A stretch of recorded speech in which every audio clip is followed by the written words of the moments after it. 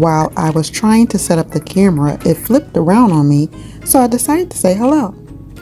Let's get started with making some biscuits by leveling off the flour, cutting in butter,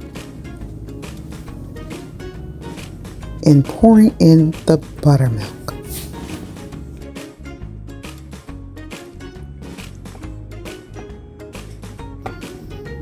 Add extra flour to any surfaces that may come in contact with your dough, like the countertops, your hands, or the dough itself. Adding extra flour helps to make the dough less sticky. Knead the dough to create layers. It will help your biscuits to be flaky and fluffy. Roll out your dough and cut it with a cookie cutter.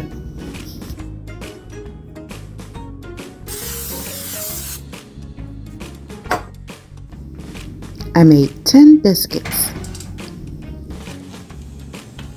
Once they are done, turn on the broiler for a few minutes to brown the top of your biscuits.